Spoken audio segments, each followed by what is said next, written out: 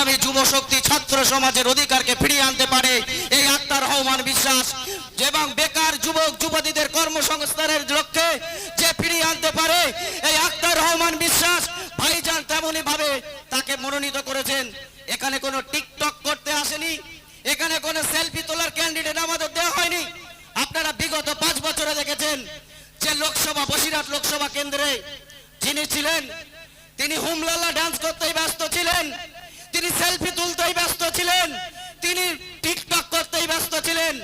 চাষির কথা ভাবেনি, যুব শক্তির কথা ভাবেনি, ছাত্র যুবর কথা ভাবেনি। বসিরহাট এলাকায় হাজার হাজার বেকার ছেলেমেয়েরা পথে বসে আছে, ইঞ্জিন ভ্যান চালাচ্ছে, টোটো চালাচ্ছে, কর্মসংস্থান যেখানে খালি আছে কিন্তু ক্ষমতা নেই তাকে কর্মসংস্থান দেওয়ার। বড় বড় বুলি বলাচ্ছেন আর ইন্ডিয়ান সেকুলার ফ্রন্টের নামে সাম্প্রদায়িক দাঙ্গা লাগাচ্ছে। যে সাম্প্রদায়িক তকমা লাগাতে গেলে নিজেদেরকে আঙুল নিজেদেরকে দেখাতে হয়। যদি আমি বলি আপনি অপরাধী, 3টে আঙুল আমার দিকে চলে আসে, তুই তুই তুই। তো আজকে যিনি সাম্প্রদায়িক দিলে তকমা লাগাচ্ছেন তিনি দেখুন কখনো বিভিন্ন ধর্মে অবলম্বী মানুষকে আকৃষ্ট করার জন্য বিভিন্ন ধর্মে গিয়ে ঘণ্টা নাচন দিচ্ছেন, কিন্তু 5 বছরে কোনো কাজ না করে যখন বেকার ছেলেটা আপনার বাড়িতে আমার বাড়িতে রাত দিন কান্নাকাটি করছে খিদের জ্বালায়, তখন কেউ দেখছে না। কিন্তু বাংলার এই অসময়ের পাশে থেকেছেন।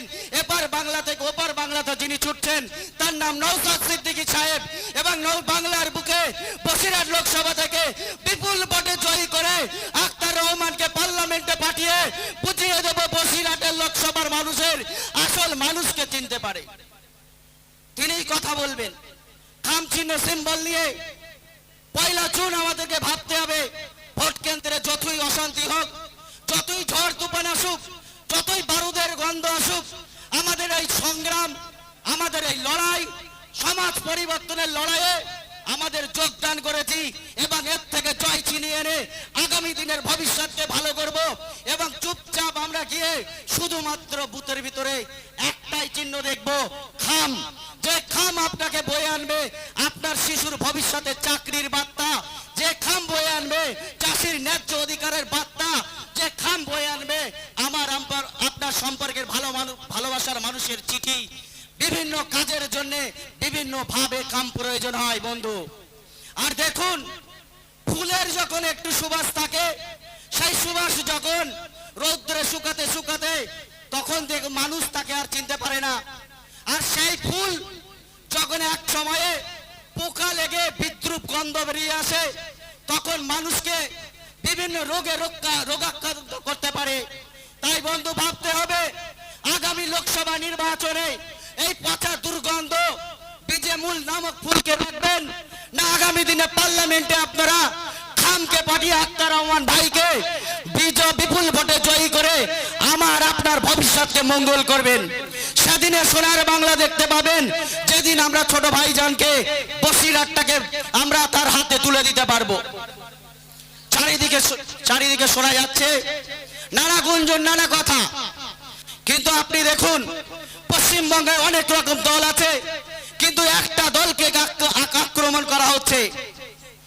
কেন আক্রমণ করা হচ্ছে?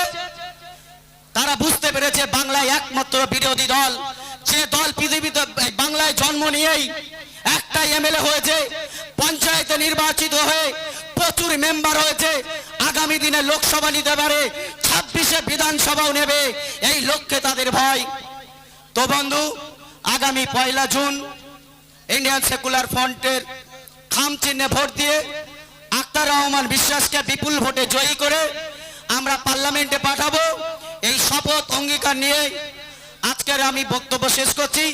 মঞ্চে উপস্থিত অনেক নেতৃত্ব আছেন, তারা কথা বলবেন। ইন্ডিয়ান সেকুলার ফ্রন্ট জিন্দাবাদ, নওশাদ সিদ্দিকী জিন্দাবাদ, বিশ্বজিৎ দা জিন্দাবাদ, কুতুবুদ্দিন ভাই জিন্দাবাদ। ধন্যবাদ জানাবো মামুল ভাইকে।